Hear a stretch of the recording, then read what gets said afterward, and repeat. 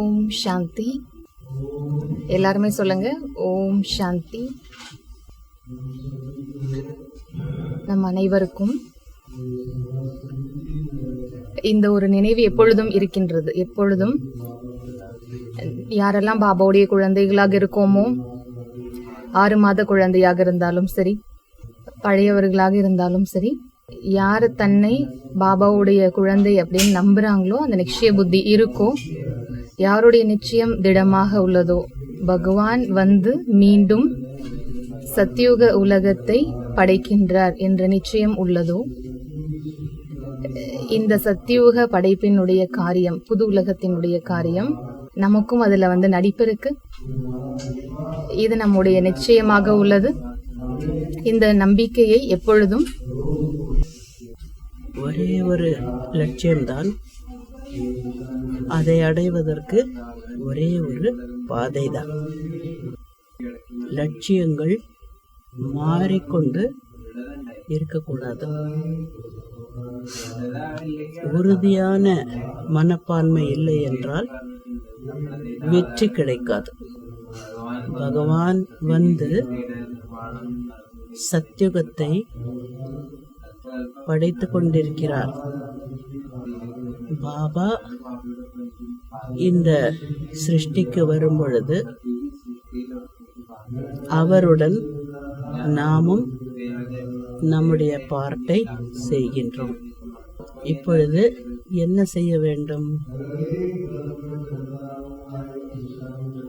ஒரு திசையை நோக்கி போய்கொண்டிருந்தால் எனக்கு கிடைக்கும் பலன் கூட நல்லதாக இருக்கும். Jack of all trades, master of none. பல விஷயங்களை தெரிந்திருப்போம், ஆனா ஒரு விஷயத்தை கூட சரியாக தெரிந்து செய்ய மாட்டோம். சந்தேகத்தினுடைய ஒரு சில சதவீதம் இருந்தால் கூட புருஷார்த்தத்தில் ஒரு தளர்வு ஏற்படும்.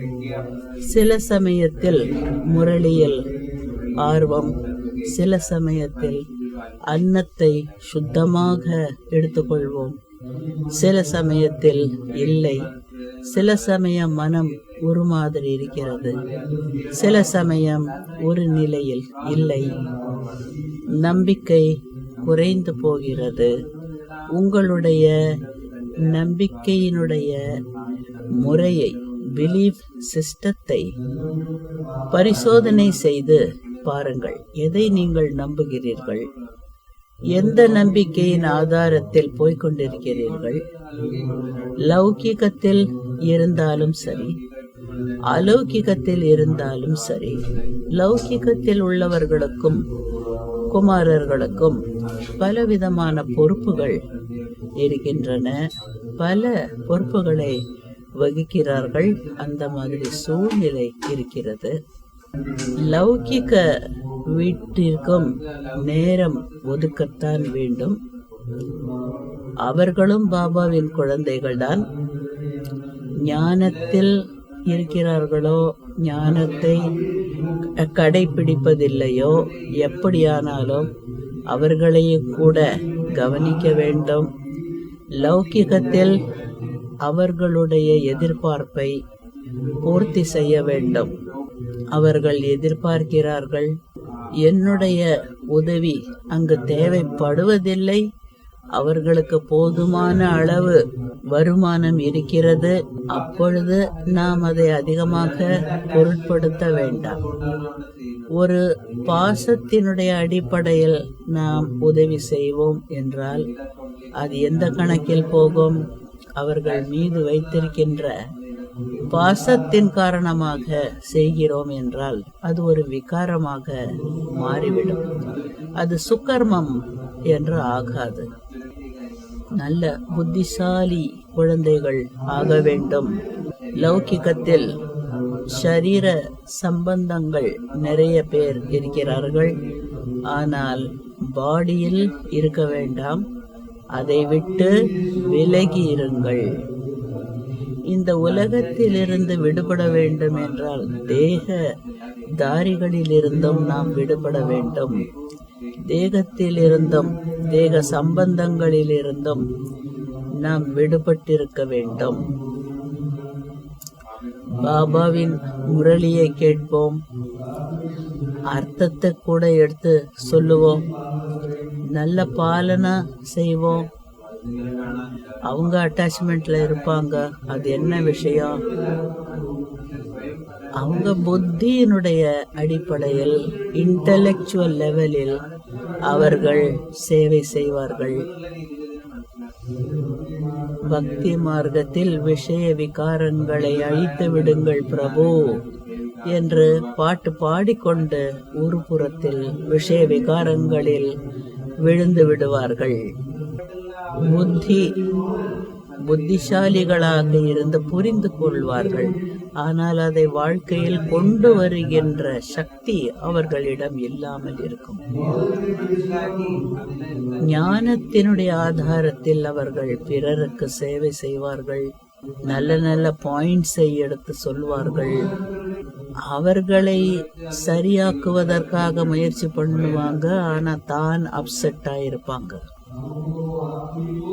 நீங்க சரியா இருக்கீங்களான்னு கேட்டா ஓன்னுவாங்க. நம்முடையது வெளி உலகத்தில் நடத்தப்படுகின்ற பள்ளிக்கூடமோ ஐடி காலேஜோ மற்ற காலேஜோ அல்ல. மனித நிலையிலிருந்து தேவ நிலையை அடைவதற்கான பாடம் பயிற்றுவிக்கின்ற ஒரு கல்லூரி இது. பாபா கற்றுக் கொடுக்கின்ற ஞானத்தை நடைமுறையில் கொண்டு வருவதற்கு முயற்சி செய்ய வேண்டும். நம்முடைய மனதிலும் புத்தியிலும் இதுதான் இருக்கிறது. யாருக்காவது ஏதாவது சேவை நடக்கட்டும், நம்முடைய அனுபவத்தை நாம் பகிர்ந்து கொள்கிறோம் மற்றவர்களுடன். அவர்களுக்கு ஏதாவது வழிகாட்டியாக நாம் இருக்க வேண்டும். நாமும் தேவதையாக மாறிக்கொண்டிருக்கிறோம்.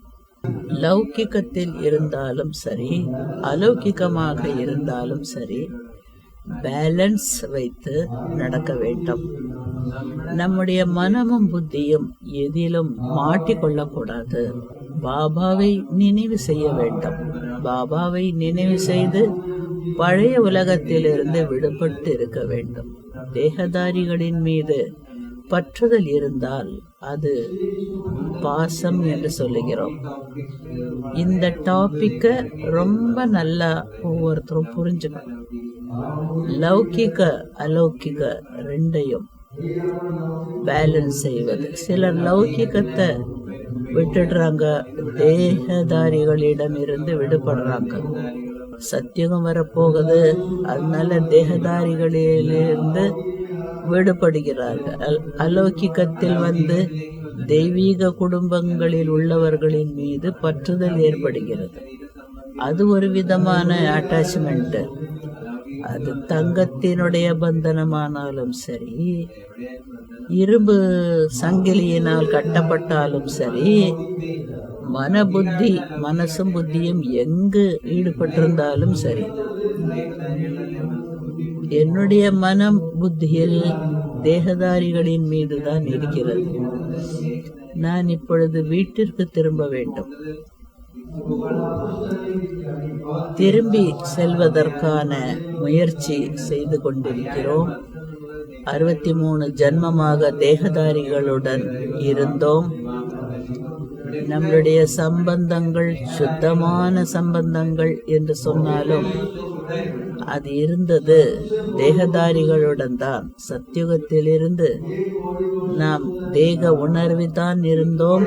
அது விகாரம் நிறைந்தது. மற்றொன்று சுத்தமானது. சுத்தமான உணர்வுகள். யாரை பார்த்தாலும் என்னுடைய சகோதர ஆத்மா.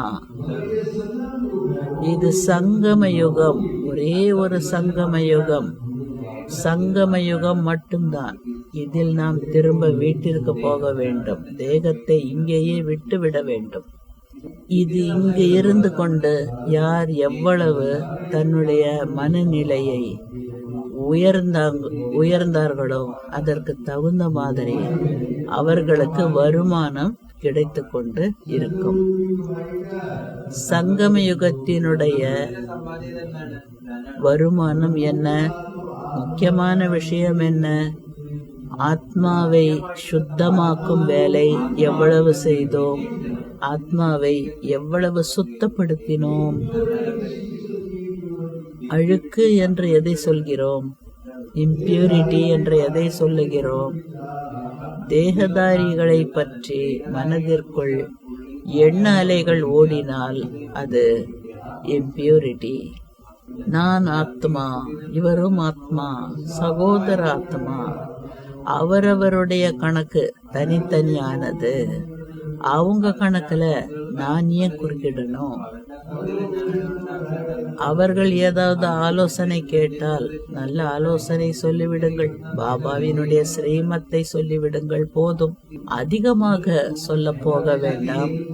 யாராவது தன்னுடைய விஷயங்களை தேகதாரியினுடைய கணக்கை சொன்னார், கேட்டோம், ஆலோசனை சொன்னோம், அவ்வளவுதான். நான் அதை பின்பற்ற வேண்டிய அவசியம் இல்லை. அந்த கர்ம கணக்கில் நான் அதிகமாக ஈடுபடக்கூடாது. யாரை பற்றியும் நான் கேட்க வேண்டிய அவசியம் இல்லை.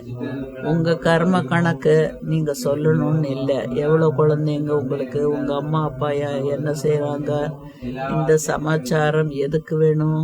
வேண்டாம். நமக்கு எவ்வளோ இன்ஃபர்மேஷன் இருக்குமோ அவ்வளோ நமக்கு அட்டாச்மெண்ட் வந்துடும். அதை பத்தி தாட்ஸ் வரும், சிந்தனை ஓடும். நாம ரிட்டர்ன் வீட்டுக்கு போகணும் இல்லையா? எல்லாத்தையும் விட்டுட்டு தானே போகணும். நம்ம மனசு புத்தியில பாபா பாபா பாபா தான் இருக்கணும். தேகதாரிகள் என்னுடைய மனசு புத்தியில இருக்காங்கன்னா நான் என்னதான் புரிஞ்சுக்கிட்டு இருக்கேன்? நான் இங்க வந்து என்னதான் புரிஞ்சுக்கிட்டேன்? சங்கம் யுகத்தினுடைய வேல்யூ என்னதான்? டைம் படி நம்பிக்கை ஒன்றும் வர மாட்டேங்குது. சமயம் எங்க இருக்குது? இன்னும் இவ்வளவு வேலை செய்ய வேண்டியது பாக்கி இருக்குது. தன்னை தானே சரிப்படுத்திக் கொள்ளணும். என்னுடைய முயற்சி எனக்காக இருக்க வேண்டும். எனக்குள்ள நான் எட்டி பார்த்துக்கிட்டே இருக்கணும். என்ன நான் சம்பூர்ணமாக்கணும். இப்ப சமாப்தி வருஷம். இந்த வருஷம் பாபாவின் ஞானத்தை 100% புரிந்து கொள்ள வேண்டும். லௌகிகமும் இருக்கிறது, அலௌகிகமும் இருக்கிறது, எல்லாம் சரி. இங்கேயும் ரொம்ப பேரு பாபாவின் குழந்தையாக மாறிடுறாங்க. ஒருத்தர் சந்திக்கிறாங்க. இவங்களும் ஞானத்துக்கு வர்றாங்க, அவங்களும் ஞானத்துக்கு வர்றாங்க. அவ்வளவுதான், வேற என்ன இருக்கு? அலௌகிகத்திலையும் பாக்குறோம், நிறைய தடவை இப்படி நடக்குது. நிறைய பிரச்சனைகள்ல இருக்காங்க. ஒருத்தரோட ஒருத்தர் கனெக்ஷன்ல ப்ராப்ளம் இருக்குது. இவங்களுக்கு உதவி பண்ணணும் அப்படியெல்லாம் தோணும். பாபாவின் குழந்தைகள், பிராமண குழந்தைகள், நாம உதவி செய்யணும். நீங்க யாருப்பா அவங்களுக்கு உதவி செய்யறதுக்கு? உங்களுக்கு யாராவது பொறுப்பு கொடுத்துருக்காங்களா? இல்லையே. உங்க வேலை அது இல்லையே. பாபா சொல்லியிருக்காரா நீங்க அந்த பொறுப்பு எடுத்துக்கோங்கன்னு சொல்லியிருக்காரா? இந்த குடும்பத்தினுடைய இன்சார்ஜ் நீதான்னு யாராவது பிக்ஸ் பண்ணியிருக்காங்களா? உங்க மன வழிப்படி நீங்க செய்துட்டு இருக்கீங்க. உங்க மன வழி உங்களோட சக்கரத்துல மாட்டி விடும். ரொம்ப பேர் அப்படி இருக்காங்க. இவங்களுக்கு கனெக்ஷன் கொடுக்கணும் இல்ல, உதவி செய்யணும் இல்ல, என்கிட்ட இது இருக்குது இல்ல, அதனால நான் உதவி செய்யணும். அவங்க அதை ரிட்டர்னும் பண்ண மாட்டாங்க. அவங்களுடைய யோகமும் அதோட முடிஞ்சு போச்சு. முதல்ல கொஞ்சமாவது யோகா செய்துட்டு இருந்தாங்க. இப்ப இருந்தது யோகான்றது இல்லவே இல்லை. அவங்க கழுத்து கூட மாட்டிக்கிச்சு. கழுத்து வரைக்கும் மாட்டிக்கிட்டாங்க. கழுத்து வரைக்கும் மாட்டிக்கும் போது கத்துன்னு கத்துறாங்க. இதெல்லாம் யாருப்பா உங்களை செய்ய சொன்னது? அப்புறமா சொல்லுவாங்க சமாச்சார், சகோதரிகள் கிட்ட சொல்லுவாங்க, எங்களுக்கு இந்த மாதிரி உதவி பண்ணாங்க, எங்க பணம் இவங்க வாங்கிட்டாங்க, அதை கொடுக்க மாட்டேன்றாங்க. யாரு கொடுக்க சொன்னாங்க? பாபா போர்டு எழுதி இருக்கிறாருல்ல, ஒருத்தரோட ஒருத்தர் ஃபினான்சியலா கொடுக்க கூடாது, பிராமணர்களுடைய வேலை இல்லை, அது ஸ்ரீமத் இல்லை. நீங்க ஸ்ரீமத்துக்கு விரோதமான வேலை செய்தீங்கன்னா துக்கமும் அவ்வளவே வரும் இல்லையா? இந்த விஷயங்கள்ல நீங்க ஈடுபடக்கூடாது, மனசும் புத்தியும் அதில் ஈடுபடக்கூடாது. என்ன செய்யணுமோ அதை செய்யல, எதை செய்ய வேண்டாம்னு சொல்றாங்களோ அதையெல்லாம் செய்யறீங்க. நம்ம நேரத்தை நம்ம வீணாக்குறோம். அதனால பாபா அதை எதிர்க்கிறார், மறுக்கிறார். தன்னைத்தானே சம்பன்னமாக்குங்க. பணத்தை கொடுக்கறது, வாங்கறது, யாருக்காவது சகயோகம் பண்றது, யாருடைய வாழ்க்கைய பத்தி தெரிஞ்சுக்கிறது, இதெல்லாம் செய்தோம்னாக்கா நம்ம லேசா இருக்க மாட்டோம். நம்ம பணம் எங்க இருக்குதோ அங்க நமக்கு மனசு போகும். இப்ப என்ன செய்யணும்? தேவதையாகணும்னு லட்சியம் வச்சுட்டு வந்தோம், பாபாவை தேடி சம்பன்னமாகணும்னு வந்திருக்கோம். நீங்க மற்றவங்களுடைய கர்ம கணக்க நீங்க பாருங்க அப்படின்னு யார் சொன்னா? பணம் நிறைய இருக்குதுன்னாக்கா பாபாவோட சேவைக்கு செலவு பண்ணணும். அதை விட்டுட்டு யாருக்கோ பணம் கொடுத்தீங்க, பாபாவோட அக்கௌண்ட்ல போகல, உங்களுடைய எதிர்காலத்தை அமைச்சுக்கல, ஏதோ ஒரு தேகதாரியினுடைய கணக்குல நீங்க போட்டுட்டீங்க. அப்புறம் என்ன நடக்குது? பாபா கிட்ட இருந்து சக்தி கிடைக்கிறதுக்கு பதிலா அந்த ஆத்மாவுக்கு எவ்வளோ கடினமான விஷயங்கள் அவங்க வாழ்க்கையில வந்துடுது. எண்ணங்களால அவங்களுடைய ஆரோக்கியம் பாதிக்கப்படுது. என் பணம் இங்க மாட்டிக்கிச்சே, இவங்களுக்கு கொடுத்த திரும்பி வரலையே. அதனால எண்ணங்களுக்கும் தேகத்துக்கும் தொடர்பு இருக்கு. அதனால தான் பாபா அதையெல்லாம் மறுக்கிறார். பாபாவை புரிஞ்சுக்கோங்க. பாபா என்ன சொல்றாரோ அதுதான் நம்ம ஃபாலோ பண்ணணும், வேற எதையுமே நம்ம ஃபாலோ பண்ணக்கூடாது. நேரடியா பாபா என்ன சொல்றாரோ அதை கேட்டு அது போல நடங்க. நம்ம டைவர்ட் ஆயிடுறோம், பாதை மாறி போயிடுறோம். அதனால தவறுகள் ஏற்படுது. லௌகிக்கத்தின் கூட எவ்வளவு கணக்கு வழக்கு இருக்கணுமோ, எவ்வளவு தேவையோ அவ்வளவுதான் இருக்கணும், அதிகமாக இருக்கக்கூடாது. லௌகிக்கமும் முடிய போகுது, அலௌகிக்கமும் முடிய போகுது. சமயம் அப்படிப்பட்டது. நாமளும் போவோம், அவங்களும் போறாங்க, எல்லாரும் போறவங்க தான். சமயத்துல புத்தியில நம்பிக்கை வர்றதில்ல, சமயத்தின் மீதும் நம்பிக்கை இல்லை. எப்படிப்பட்ட சமயம் இதுன்ற நம்பிக்கை இல்லை. சங்கம யுகம்ன்ற நம்பிக்கை 100% இல்லை. எனக்கு டைமே இல்லை, எனக்கு டைம் இல்லை, என்னுடைய ஒரே ஒரு வேலைதான் இருக்குது, தன்னைத்தானே சம்பன்னமாக்கிக்கணும், சம்பூர்ணமாக்கிக்கணும். ஒரு பிடி உணவுக்காக எவ்வளவு நேரம் நம்ம செலவு பண்ண வேண்டியதா இருக்கு. சரீரத்துக்கும் தேவைப்படுது இல்லையா? உணவு வேணும், உடை வேணும், உறைவிடம் வேணும், கட்டாயம் தானே, தவிர்க்க முடியாதல்ல. தனக்காகவும் தேவைப்படுது, மற்றவங்களுக்காக நீங்க செய்ய போறீங்க அப்படின்னா என்ன அவசியம்? லௌகிக குடும்பத்துக்கு நீங்க உதவி செய்யணுமா இருக்கு. சும்மா யாருக்காவது நீங்க உதவி செய்ய போறீங்கன்னா அது தேவைதானா? எங்க இருந்தாலும் சரி, எவ்வளவு தேவையோ அதுக்கு தகுந்த மாதிரி நேரத்தை ஒதுக்குங்க. பணத்தை சேர்க்கறதுக்கு கூட எவ்வளவு நேரத்தை நாம கட்டாயமா கொடுக்கணுமோ அவ்வளவுதான். சங்கம் யுகத்துல நேரத்துக்கு தான் ரொம்ப ரொம்ப மதிப்பு. பணம்ன்றது கொஞ்சம் உதவி செய்யும், பணம்ன்றது எவ்ரிதிங் கிடையாது, சம்திங். பணத்துக்காக ஞான யோகத்தை மிஸ் பண்ணுவாங்க, அமிர்த வேலையை மிஸ் பண்ணுவாங்க. இந்த பணத்துக்காக நிறைய நேரத்தை செலவு பண்ணுவாங்க. பாபாவினுடைய பண்டாரத்துக்காக செய்யணும்னா யோசிப்பாங்க. ஞான யோகத்தை சரியா வையுங்க. தனக்காக எழுந்திருந்து அமிர்த வேளையில உட்கார முடியலன்னாக்கா என்ன பிரயோஜனம்?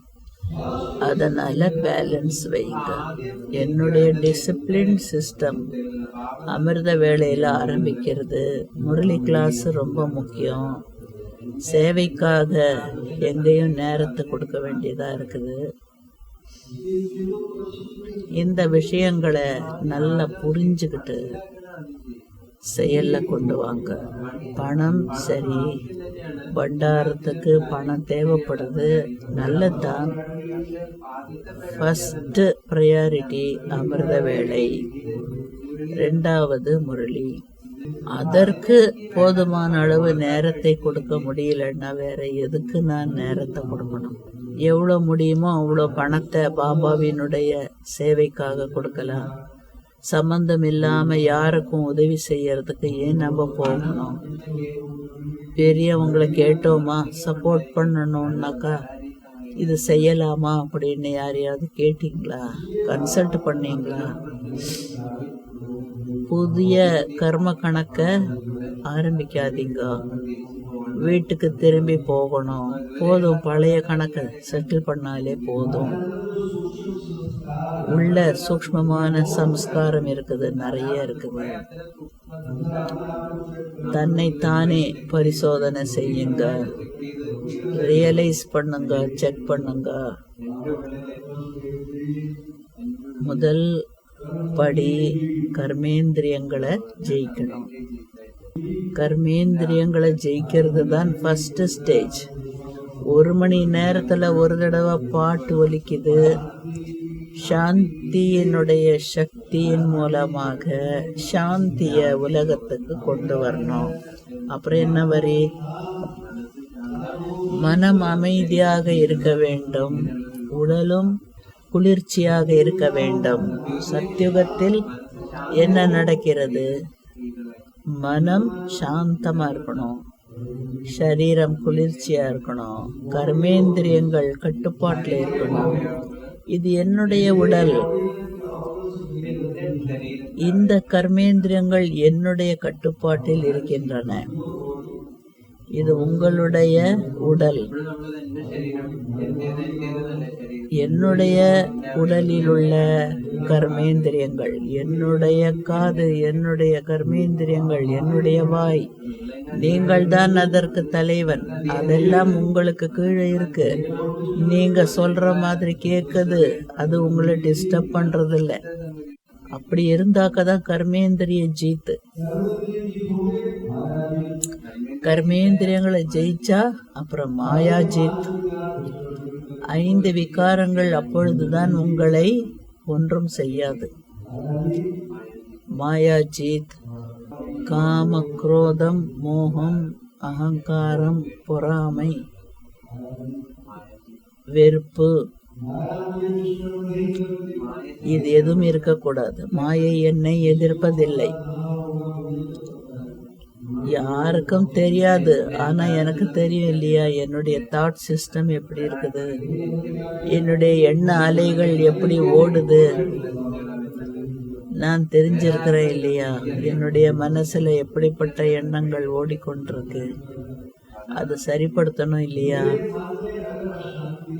என்னுடைய மனதில் அசாந்தி இருக்கிறது என்றால் முதலாவதாக நான் அதை சரிப்படுத்த வேண்டும் அல்லவா?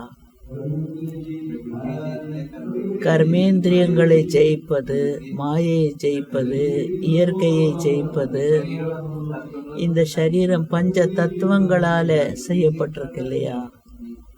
பிரகிருதியை ஜெயிக்கணும் இல்லையா?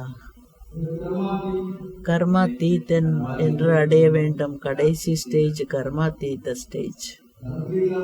கர்மம் செய்து கொண்டிருக்கிறோம், கர்மங்களினுடைய பந்தனம் இல்லாமல் இருக்கிறது.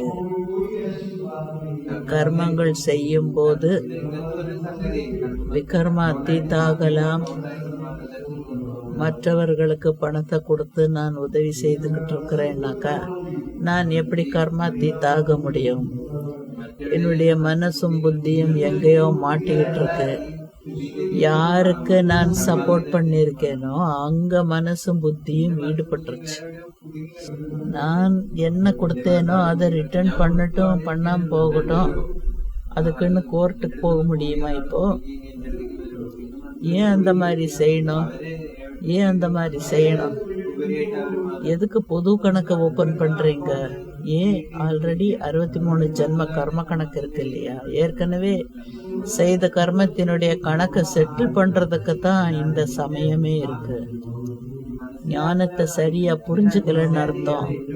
கொஞ்சம் கொஞ்சம் புரிஞ்சுக்கிட்டோம்னா அது ஒரு ஆபத்தான விஷயம். பாபாவை புரிஞ்சிருக்கோம், சிவபாபாவை புரிஞ்சிருக்கோம், திரிகாலதர்ஷின்னு புரிஞ்சிருக்கோம், திரிகாலதர்ஷி, திரிநேத்ரி, திரிலோக்கிநாத், இத புரிஞ்சிருக்கோம். நாம ஞானம் நிறைந்தவர்கள், ஞானம் முழுமையாக உள்ளவர்கள். இது ஞானம். இப்படி நாம யாருக்காவது சப்போர்ட் பண்ணிட்டு இருக்கிறோம்னா அது சரியான ஞானம் உள்ளவங்க செய்யற வேலை இல்லை. சில சமயம் அபிமானம் தலை தூக்குது, அகங்காரம் தலை தூக்குது. நான் யாருக்காவது உதவி செய்யறேன்னாக்கா ஒரு அகங்காரம், இந்த சகோதரன் ரொம்ப நல்ல சகோதரன், என்னை யாராவது புகழ்ந்துகிட்டே இருக்கணும், உள்ள கர்வம் இருந்துகிட்டே இருக்குது. என்ன எதிர்பார்ப்பு, என்ன யாராவது என்ன உயர்த்திக்கிட்டே இருக்கணும். இதுவும் ஒரு விதமான விகாரம் தான். தன்னுடைய பேரு புகழ அதிகப்படுத்திக்கிறது, தன்னை ஃபோக்கஸ் பண்ணிக்கிறது. இது என்ன ஆகும்? நான் விழறதுக்கு நானே குழிச்சுக்கிட்ட மாதிரி ஆகும். இதெல்லாம் பக்தி மார்க்கத்துல சரி. எனக்கு பேர் கிடைக்கணும், எனக்கு ஸ்தானம் கிடைக்கணும், அதெல்லாம் பக்தி மார்க்கம். நான் உங்களுடைய கீழ்ப்படிதல் உள்ள சேவகன் என்று பகவான் சொல்றார். மாதாங்களை, சகோதரிகளை நான் முன்னால வச்சிருக்கேன்னு பாபா சொல்றாரு. பாபா கூட பின்னாலதான் இருக்கிறாரு. தாய்மார்களை, பெண்களை முன்னால வையுங்க. பிரதர்ஸுங்க முன்னாலே இருக்கத்தான் செய்யறாங்க. ஆனாலும் தாய்மார்களை முன்னால வையுங்க, சகோதரிகளை முன்னால வையுங்க பாபா சொல்றார். அதனால தான் பாபா அப்படி சொல்லிட்டு தான் பின்னாலே இருக்கிறார். அம்மாவை முன்னால வச்சாரு, எல்லா வேலைகளையும் அம்மா கையில ஒப்படைச்சாரு. அம்மா தான் முதல் நிர்வாகி, பிரம்ம பாபா இல்ல.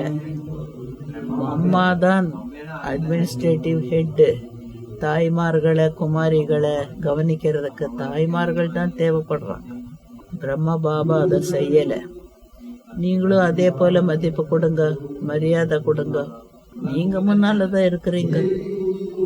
மெயில்ஸ், ஆண்கள்னாலே கொஞ்சம் பலவான்கள் தான், புத்தியும் ஸ்ட்ராங்கா இருக்குதுன்னு நினைக்கிறாங்க.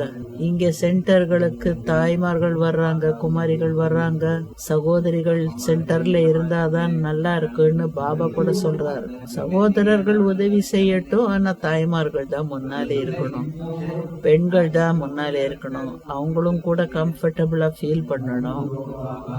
வேற எந்த விஷயமும் இங்க நடந்துடக்கூடாது. இல்ல சம்பன்னமாகலையே, நம்ம சம்பூர்ணமாகலையே. தாய்மார்கள், குமாரிகள் சம்பந்தத்துல வரணும்னா சக்தி நிறைய தேவைப்படும், பவித்திரத்தா ரொம்ப தேவைப்படுது. முதல் பிரின்சிபிள் இந்த ஆர்கனைசேஷன்ல பியூரிட்டி தான். நாம சரியா இருப்போம், வர்றவங்களுடைய எண்ணம் சரியா இல்லைன்னாலும் டிஸ்டர்ப் ஆகும். இதையெல்லாம் நல்லா நம்ம புரிஞ்சுக்கணும். என்னுடைய மனசு நல்லா இருக்கு, ஆனா யாரு செய்யற உணவை நான் சாப்பிடுறேன்னா உங்க மனசு நல்லா இல்லைன்னா எனக்கு என்ன ஏற்படும்? அன்ன சுத்தி முதல்ல செய்யணும். ரொம்ப பியூரிட்டிய மெயின்டைன் பண்ணணும், மனசை சுத்தமா வச்சுக்கணும். அதனால எப்படிப்பட்ட உணவு சாப்பிடணும், தன் கையில செய்து சாப்பிடுங்க.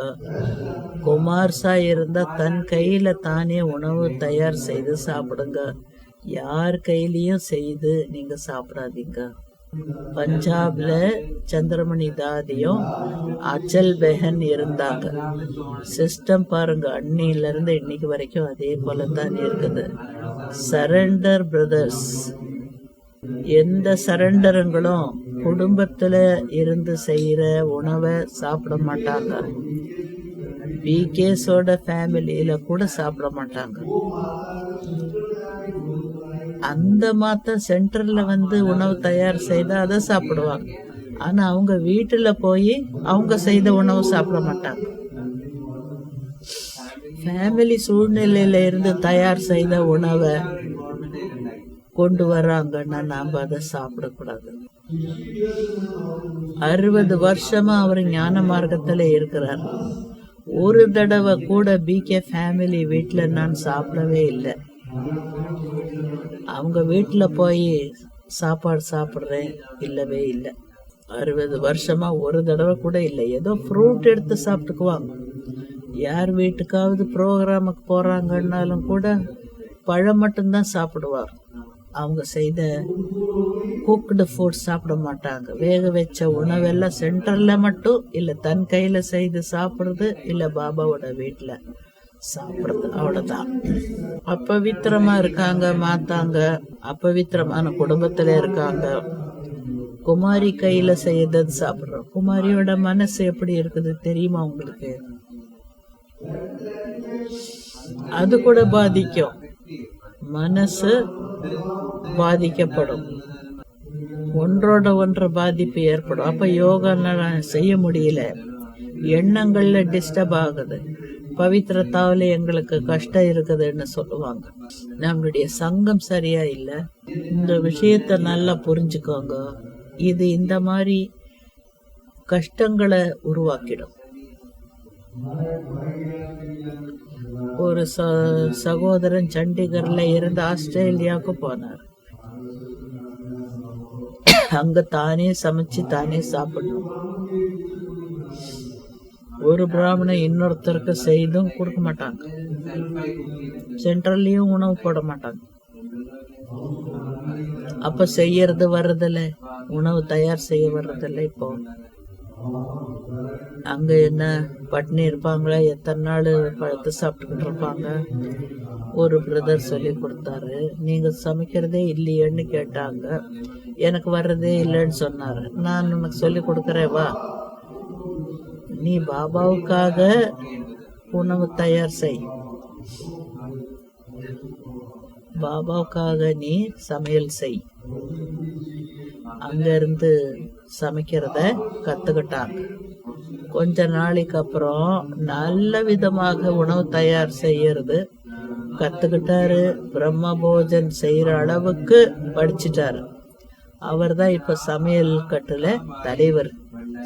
அந்த மாதிரி கத்துக்கிட்டாரு. பாபாவுக்கு போக வைக்கணும், பாபாவுக்கு போக வைக்கணும், அதனால நான் சமைக்கணும். தனக்காக இல்ல, பாபாவுக்காக. பாபா பிரேக்ஃபாஸ்ட் சாப்பிடுறாரு, மத்தியானம் லஞ்ச் சாப்பிடுறாரு. அப்ப எவ்வளவு சக்தி கிடைக்கும்? பின்னால அவருக்கு சரீரத்துக்கு தொந்தரவு ஏற்பட்டது. ஆனால் பாபாவினுடைய உதவி கிடைச்சது, பிராமண பரிவாரத்தினுடைய உதவி கிடைச்சது. நாம ஏன் செய்ய முடியாது? நாம என்ன உணவு தயார் பண்ண முடியாதா? எவ்வளவு வருஷங்கள் நான் எனக்கு வேணும்ன்ற உணவு நான் தயார் செய்துகிட்டேன். நான் தனியா இருந்துகிட்டு இருந்தேன், வேலை பண்ணிட்டு இருந்தேன். அப்ப நானே சமைச்சு சாப்பிடுறேன். எனக்கு சமைக்கிறது கூட ரொம்ப பிடிக்கும், நான் என்ஜாய் பண்றேன். ரொம்ப நல்லா இருந்தது. என் கையில தயார் செய்யற உணவு சாப்பிடும்போது, பாபாவுக்கு வைக்கும் போது ரொம்ப சுவாரஸ்யமா இருக்கு. எவ்வளவு நேரம் அதுக்காக நீங்க செலவு பண்ணணும்? ஒரு மனுஷனுக்கு எவ்வளவு நேரம் பண்ணணும்? அதை என்ஜாய் பண்ணுங்க. லட்சியம் வைக்கணும். கஷ்டமான விஷயம் அல்ல, அது ஒரு லட்சியமாக வச்சுக்கணும். என்ன நாம செய்ய விரும்புறோமோ அதை நாம செய்துக்குவோம். டிரைவிங் படிச்சுக்கிறோம், கம்ப்யூட்டரை படிச்சுக்கிறோம், மொபைல படிச்சுக்கிறோம், குக்கிங் படிக்க மாட்டோமா? பாபாவுக்கு இல்லையா உணவு தயார் செய்யணும்? அதுல என்ன இருக்கு? சவுத் இந்தியாவில் குக் பண்றது ரொம்ப சுலபம். அரிசியில எல்லாத்தையும் போடுங்க, தயாராயிடுது சாப்பாடு. அதுலயே காய்கறி போடுங்க. தாதி சந்திரமணி வந்தாங்க, பெங்களூருக்கு ஒரு தடவை வந்தாங்க. சகோதரிகள் சொன்னாங்க, இன்னைக்கு பிரம்ம போஜன் தயார் பண்றோம்னு சொன்னாங்க. தாதி டீச்சர்ஸுங்களுக்கு சொன்னாங்க, டீச்சர்ஸ் எல்லாம் இங்க உட்கார்ந்து இருக்கிறீங்க, பிரம்மா போஜன் தயாராகணும், நீங்க எல்லாம் எந்திரிக்கவே இல்லையே. தாதி சொன்னாங்க, பிரம்ம போஜனமா செய்றீங்க, இவங்க எல்லாம் எழுந்திருக்கிறதே இல்லையே, போஜனம் செய்யறதுக்கு யாருமே போகிறது இல்லையே. பிரம்ம போஜன் தயாராயிட்டு இருக்குதா அப்படின்னு? ஆமா, ரெடி ஆயிட்டு இருக்குது. சகோதரிகள் தான் உணவெல்லாம் தயார் பண்ணுவாங்க. எல்லாரும் இங்கே உட்காந்து இருக்கிறாங்கன்னா பிரம்மா போஜன் யார் தயார் பண்றா? எழுந்திருக்கவே இல்லையே. அப்போ பிரம்ம போஜன் ரெடி ஆயிடுச்சுன்னு தாதி கிட்ட சொன்னாங்க. ஒரு சகோதரி வந்து தாதி கேட்டாங்க, என்ன செய்தீங்க? 5 விதமான சாதம் தயார் பண்ணியிருக்கோம்னு சொன்னாங்க. ஒருத்தர் 2 பேரு அங்க சமைச்சிட்டு இருக்கிறாங்க, ரைஸ் பண்ணிட்டு இருக்கிறாங்க. பஞ்சாப்ல பிரம்ம போஜனம் பண்ணணும்னா நிறைய ஐட்டம்ஸ் பண்ணுவாங்க. சவுத்துல அரிசி தானே சாப்பிடணும், வேற எதுவும் சாப்பிட வேண்டாமே, சப்பாத்தி பண்ணுங்க. அதுக்கெல்லாம் டைம் ஆகுது. ஒன்றும் இல்லையே, வெறும் சாதம் செய்துக்கிட்டா போதும் இல்லை உங்களுக்கு? எவ்வளோ மஜாவா இருக்குது பாரு. அரிசியிலேயே காய்கறிங்க போட்டு வேக வச்சா ஆறாம சாப்பிடுங்க, பாபாவை கூப்பிடுங்க, என்ஜாய் பண்ணுங்க, என் கூட நீங்களும் என்ஜாய் பண்ணுங்கன்னு சொல்லி கூப்பிடுங்க. பாபா எவ்வளோ பியூரா உணவு தயார் பண்ணாரு பாரு. பாபாவுக்கு ஆஃபர் பண்ணிட்டு சாப்பிடுறாங்கன்னா பாபா கூட சந்தோஷப்படுறாரு. மற்றவங்க கையில தயார் செய்தது சாப்பிடுறீங்கன்னா அவங்களுடைய தாட் சிஸ்டம் வேற இருக்கும், உங்க மனசு கெட்டு போகும். யார் தயார் செய்தாங்களோ அவங்களுடைய மனசு மோசமா இருந்ததுன்னா சாப்பாடே மோசமாயிடும். உணவுக்கு ரொம்ப சுத்தம் தேவைப்படுது. ஆரம்பத்துல பாபா கிட்ட வந்தப்போ ரொம்ப கவனம் வச்சிட்டு இருந்தோம் உணவின் மேல. நாம சாப்பிடுற உணவை எந்த விக்காரி கூட பார்க்க கூடாதுன்னு கவனம் வச்சோம். நாம உணவு தயார் செய்து ட்ரெயின்ல எடுத்துட்டு போனோம், ஒளிஞ்சு உட்கார்ந்துகிட்டு தான் சாப்பிடுவோம். விகாரியோட கண்ணு கூட அது மேல படக்கூடாது, அது கூட பாதிக்கும். வைப்ரேஷன் சூக்ஷ்மமாக போகுதுன்னு அது மேல கவனம் வைப்பாங்க. சுத்தமான உணவு ட்ரெயின்ல போகத்தான் வேணும், போஜனம் சாப்பிடணும். இவ்வளவு கவனம் நம்ம வச்சிட்டு இருந்தோம். ஏன்னா உணவினுடைய தாக்குதல் ஏற்படுது மனதின் மீது. அதனால இந்த விஷயங்கள்ல எச்சரிக்கையா இருங்க. நீங்களா போஜன் தயார் செய்யுங்க. 1/2 மணி நேரத்துல 15 நிமிஷத்துல உணவு தயாராயிடும். நீங்க அது போல லட்சியம் வைக்கணும். If there is a will, there is a way. பாபா என் கூட சாப்பிட போறாரு, பாபாவுக்கு நான் போக வைக்கணும். அப்போ உங்க ஸ்திதி ரொம்ப நல்லா இருக்கும், உங்க மனசு ரொம்ப நல்லா இருக்கும். உங்க கையில தயார் செய்து பாபாவுக்கு ஆஃபர் பண்ணிட்டு சாப்பிட்டீங்கன்னா உங்க ஸ்திதி எவ்வளவு நல்லா இருக்குன்னு பாருங்க. நீங்க அப்ப என்ஜாய் பண்ணுங்க. ரொம்ப நேரம் ஒன்றும் இதுக்கு தேவையில்லை. இல்லைன்னா மற்றவங்க பின்னால சக்கரம் சுத்திக்கிட்டு இருப்பீங்க. நிறைய இடங்கள்ல பாக்குறோம், அவங்களே தயார் பண்ண மாட்டாங்க. எனக்கு தயார் பண்ண வர்றதில்ல, உணவு செய்ய வராது. அப்ப தாய்மார்களை சுத்தி சுத்தி வருவாங்க, சகோதரிகளை சுத்தி சுத்தி வருவாங்க. அங்க போய் சாப்பிடுவாங்க, அங்க கூப்பிட்டாங்கன்னு சொல்லுவாங்க. அங்க போய் என்ன கூப்பிட்டாங்க, நான் சாப்பிடுறேன், என்ன பிச்சைக்காரனா போல அங்க போய் சாப்பிடுவாங்க, இங்க போய் சாப்பிடுவாங்க. அவங்கள தேடுவாங்க, இவங்கள தேடுவாங்க. பிச்சைக்கார நிலை. இங்கேயும் அங்கேயும் போனா யாராவது சாப்பாடு போட்டுருவாங்கன்னா நாம என்ன பிச்சைக்காரங்களா? அவங்க கையில சாப்பாடு சாதம் செய்து சாப்பிடுங்க. உங்களுடைய சுவமானத்துல நீங்க இருங்க. நமக்காக யாரும் எதுக்காக யோசிக்கணும்? ஐயோ பாவம், இவர் பசிச்சுக்கிட்டு இருக்கிறாரு, இவருக்கு நாம உணவு தயார் செய்து கொடுக்கணும். யாரும் இந்த மாதிரி தயவு காட்ட வேண்டிய அவசியமும் இல்லை. அப்படி நாம வளர்த்துக்கவும் வேண்டாம். நாம மற்றவங்களுக்கு தயார் செய்து கொடுக்கலாம். நாம அந்த மாதிரி குக்கிங் பண்ணலாம். நிறைய பேர் உட்கார்ந்து சாப்பிடுற மாதிரி உணவு தயார் செய்து கூட கொடுக்கலாம். இன்னைக்கு மதுபன்ல பாருங்க, பல இடங்கள்ல பாருங்க, பிரதர்ஸுங்க தான் பண்டாரத்துல உணவு தயார் செய்து கொடுக்கறாங்க. எல்லாரும் படிச்சுக்கிறாங்க, நல்லா படிச்சுக்கிறாங்க. அதனால முக்கியமான விஷயம் என்ன? தன்னுடைய தன் மன் தன் இதுல கவனம் வைங்க. மனசையும் கவனிங்க. தாட் சிஸ்டம் நல்லா வச்சுக்கணும். தாட் சிஸ்டம்ல தான் ரொம்ப டிஸ்டர்பன்ஸ் வருது. மனசுக்கு பழக்கம் அதுதான். மனசு இன்னும் சுத்தமாகல. மனசுக்கு அட்டாச்மெண்ட் பழகி போனவங்க டிவி பார்த்துட்டே இருப்பாங்க, மொபைல்ல பார்த்துக்கிட்டு இருப்பாங்க. என்னென்ன விஷயங்களை மொபைல்ல பாக்குறாங்க. முதலாவது மனசே சரியா இல்லை, அப்புறம் என்னத்துக்கு இன்னும் நிறைய இதை பார்த்து அதை பார்த்து ஃபீட் பண்ணிக்கிறீங்க? இன்னும் நிறைய நெகட்டிவிட்டியை எதுக்கு உள்ள கொண்டு வரீங்க? இது என்ன ஞானம் உள்ளவர்கள்னு சொல்றதா? இவங்க புத்திசாலி குழந்தைங்கன்னு சொல்லலாமா? நெகட்டிவான விஷயங்களை நான் கண்ணில் பாக்குறேன். அது என்ன தாக்கம் இல்லையா? என்னுடைய நேரம் வேஸ்ட் ஆகுது. மனசு ரொம்ப வீக்கா இருக்கு. நான் என்ன விஷயத்த பாக்குறேனோ அது என்னை தாக்கும். எங்க இன்புட் இருக்குமோ அங்க அவுட்புட் கூட இருக்கும். நான் தவறான விஷயங்களை பார்த்திருக்கிறேன்னா ராத்திரி எனக்கு அந்த தவறான விஷயங்கள் ஞாபகம் வரும். என் தூக்கம் நல்லதாக இருக்காது, உடலும் நல்லதாக இருக்காது, நல்ல ஆரோக்கியம் உடல்ல இருக்காது. என்னுடைய பாதையை நான் திருப்பிக்கிட்டேன், தவறு பண்ணிட்டேன் அப்படின்னு அர்த்தம். அதையும் இதையும் பார்க்கறது பாபாவினுடைய ஸ்ரீமத் கிடையாது. நான் எதுக்கு அந்த சீரியல் பார்க்கணும், இந்த சினிமா பார்க்கணும்? அது ஸ்ரீமத் கிடையாது. மனதினுடைய ஸ்திதி கெட்டு போகுது.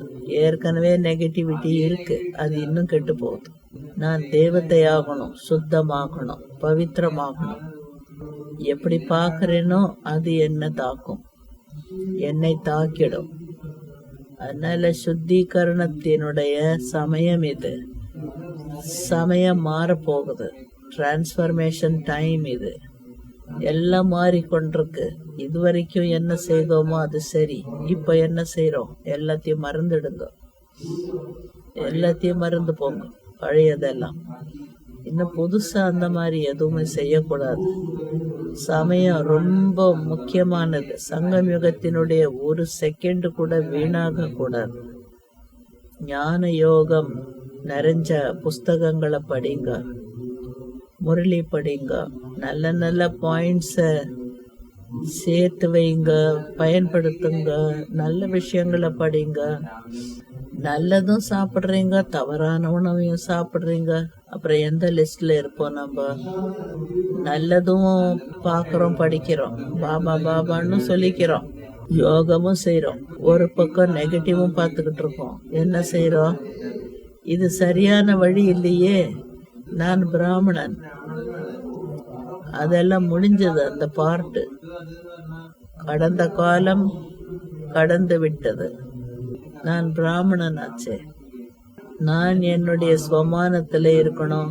என்னுடைய மனசும் வாக்கியமும் வச்சனமும் பேச்சும் எப்படி இருக்கணும்? சார்ட் வைக்கிறதில்ல, செக்கிங் பண்றதில்ல. வேற வேலைகள்ல இவ்வளோ பிஸியா இருக்கிறீங்க. ப்ரோக்ரஸ் சார்ட் இல்ல, செல்ஃப் செக்கிங் சார்ட் இல்ல, இன்ட்ராஸ்பெக்ஷன் இல்ல. என்னுடைய மனசு புத்தி என்ன வேலை செய்துகிட்டு இருக்குதுன்னு பாக்குறது இல்ல, மத்தவங்கள பார்த்துக்கிட்டு இருக்கோம். நிறைய பேர் இருக்காங்க அந்த மாதிரி. மத்தவங்க இப்படி செய்யக்கூடாது அப்படி செய்யக்கூடாது சொல்லிக்கிட்டே இருப்பாங்க. அவர் தவறு செய்யறாங்க, இப்படி செய்யலாமா இத கேட்பாங்க. மத்தவங்களுக்கு ஜட்ஜா இருப்பாங்க, ஆனா தனக்கு தானே ஜட்ஜா இருக்க மாட்டாங்க. தன்னை பத்தி தானே எதையும் கண்டுபிடிக்க மாட்டாங்க. உங்களுக்குள்ள நீங்க செக் பண்ணுங்க, நான் என்ன செய்றேன், என்ன செய்யணும், என்ன செய்துகிட்டு இருக்கேன். மற்றவங்கள புகழுங்க, அவங்களுக்குள்ள மகிமை பாடுங்க. உங்களை நீங்க பரிசோதனை செய்யுங்க. நானு இன்னாரு மற்றவங்கள செக் பண்ணிக்கிட்டே இருக்கிறோம் அப்படின்னும் போது ரிவர்ஸ் தான் பண்றோம். பாபா சொல்றாரு, இல்ல அந்த மாதிரி செய்யாதீங்க, அப்ரிஷியேட் பண்ணுங்க, மற்றவங்கள பாராட்டுங்க. நான் மற்றவங்கள பிறரை பாராட்டுறேன். பாபா இந்த வேலையை நமக்கு கொடுத்திருக்கிறாரு. மற்றவங்களுடைய ஊக்கம் உற்சாகத்தை அதிகப்படுத்தணும், ரொம்ப நல்லது செய்யணும், தன்னுடைய செக்கிங் தானே செய்யணும். மனசு புத்தி ஏன் இப்படி கெட்டு போகுது, ஏன் இந்த நெகட்டிவ் தாட்ஸ் வருது, நான் ஸ்ரீமத் படி நடக்கணும், அதுதான் நான் செய்யணும். உங்களுடைய தினசரி எப்படி இருக்கணும், காலையில இருந்து ராத்திரி வரைக்கும் என்ன செய்யணும், அதன்படி நடக்கணும். வேற எந்த விஷயத்திலயும் நமக்கு இன்ட்ரெஸ்ட் கிடையாது. வேலை இருக்குது, தொழில் இருக்குது, அது செய்துக்கணும். ஆனா தன்னை செல்ஃப பார்த்துக்கணும், பாபாவினுடைய சேவையை பார்த்துக்கணும். அவ்வளவுதான். பாபாவினுடைய சென்டர் சேவை இருக்குது, சகயோகம் பண்ணுங்க, கிளாஸ கேளுங்க. அதை செய்யறதுனால பிளஸ் பாயிண்ட் கிடைக்குது நமக்கு.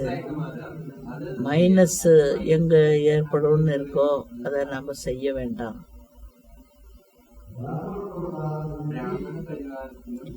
பிராமண பரிவாரத்துல சம்பந்தத்துல வர்றது, அட்டாச்மெண்ட்ல வர்றது, அவங்களோட ரொம்ப க்ளோஸ் ஆயிடுறது, சின்ன சின்ன குரூப் ஃபார்ம் பண்ணிக்கிறது, இதெல்லாம் நிறைய இடத்துல நான் பார்த்துருக்கிறேன். பாபா சொல்றாரு, இல்லை அதெல்லாம் வைக்க கூடாது. 2-4 பேர் ஒன்னா இருக்கிறீங்க, 2 பேர் 4 பேர் தான் எனக்கு பக்கத்துல இருக்காங்க, மத்தவங்க எல்லாம் ரொம்ப தூரம் வேலைக்கு போயிடுறாங்க, அது தவறு. எல்லாரையும் பாபாவுக்கு சமீபத்துல கொண்டு வரணும், அதுதான் என்னுடைய வேலை. எல்லாரும் என்னுடைய சகோதரர்கள், எனக்கு சொந்தம், அவ்வளவுதான்.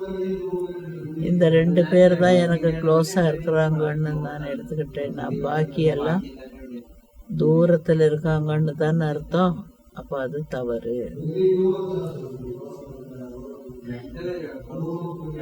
2 பேர் மட்டும் எனக்கு நல்லதுன்னு நினைக்கிறாங்க, மத்தவங்க எல்லாம் சொல்றாங்க இவங்க சரியில்லைன்னு. அப்போ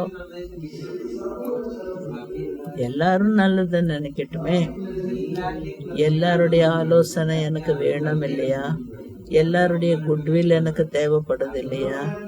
இல்ல 2 பேர் 4 பேர் எனக்கு ஆசீர்வாதம் கொடுத்தா போதுமா? நான் ஸ்ரீமத் படி நடக்கணும், அப்ப எல்லாருடைய அன்பும் கிடைக்கும் இல்லையா? எல்லை கடந்த நிலையில நான் இருக்கணும். எல்லாம் நல்லவங்க தான், எல்லாம் நல்லவங்க தான். 2 பேர் 4 பேரோட அன்பை எடுத்துக்கிட்டு நான் என்ன செய்ய போறேன்? இது வேஸ்ட், டைம் வேஸ்ட். பாபா மறுக்கிறார், இது சரியில்லைன்னு சொல்றாரு. எல்லாரோட சேர்ந்து சாப்பிடுங்க, எல்லாரோட பகிர்ந்துக்கோங்க. 2-3 பேரோட ஏன் பகிர்ந்துக்கிறீங்க? எல்லாரோடவும் பகிர்ந்துக்கோங்க. 2 பேர் 4 பேர் உட்காருவாங்க, பேசுவாங்க, பாபா முரளின்னு ஆரம்பிப்பாங்க. அப்புறம் அவங்க இப்படி இவங்க இப்படின்னு ஆரம்பிப்பாங்க. ஆரம்பம் நல்லா இருக்கு, முடிவு ரொம்ப மோசமா இருக்கு. கடைசியில அவங்கள பத்தி இவங்கள பத்தி பேசுவாங்க.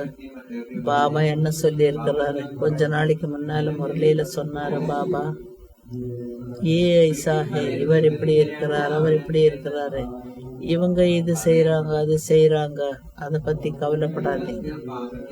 பாபா சொல்றாரா இவங்க இப்படி இருக்காங்க அவங்க இப்படி இருக்கிறாங்கன்னு என்னைக்காவது சொல்லியிருக்காங்களா? எல்லாரும் என்னுடைய குழந்தைங்க, எல்லாரும் நல்லா இருக்காங்க, அவ்வளவுதான்.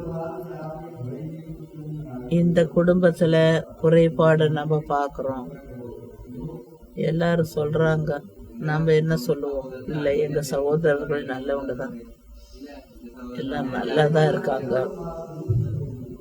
தவறான விஷயங்களை பரப்பக்கூடாது.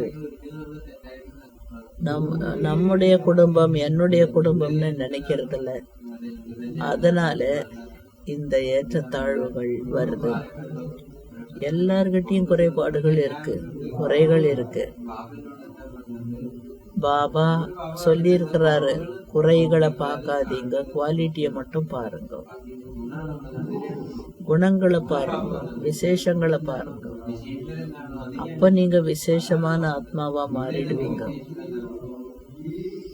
லௌகிகமோ அலௌகிகமோ எதுல இருந்தாலும் கமல புஷ்பத்தை போல இருக்கணும். தாமரை சேற்றுல தான் வளருது, ஆனா தனிப்பட்ட நிலையில சுத்தமா இருக்கு. அது போலதான் இருக்கணும். எதுலயும் ரொம்ப ஈடுபாடு கிடையாது. சிலருடைய பிரச்சனையில நாம இன்வால்வ் ஆக கூடாது. நம்ம வேலையை விட்டுட்டு நாம அதுல ஈடுபடக்கூடாது. நம்ம நேரத்தை எங்க செலவு பண்ணணும் அதை நாம செய்யறதில்ல. நம்ம நேரத்தை எதுல செலவு பண்ணணும் அதை பண்றது இல்ல.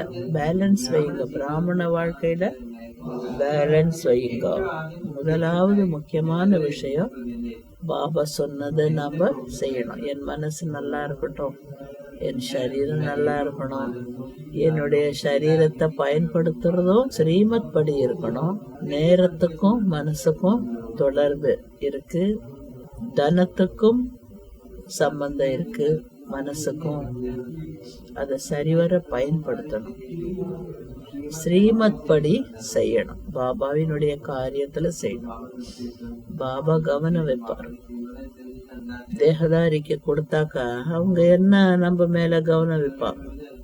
அதனால பாபா இந்த டிசிப்ளின்ஸ வச்சிருக்காரு. பிராமண குடும்பத்துல யாரோடவும் ரொம்ப அட்டாச்மெண்ட் இருக்கக்கூடாது. யாருக்கிட்டையும் லோனும் வாங்க கூடாது, யாருக்கும் லோன் கொடுக்கவும் கூடாது.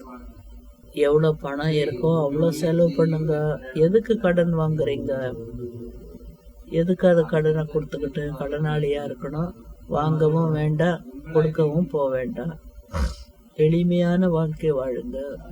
உங்க தேவைக்கு என்ன இருக்கோ அதை பாருங்க, அதை வாங்குங்க. அதுலயும் ஒரு லிமிட்டோட இருங்க. பாபா ஏன் இந்த மாதிரி ஆலோசனை சொல்றாரு? அவர் உங்க மேல அன்பா இருக்கிறாரு. அன்பு ரொம்ப அளவுக்கு மேலேயே இருக்குது பாபாவுக்கு. அதனால தான் ஆலோசனை இந்த மாதிரி கொடுக்கறாரு.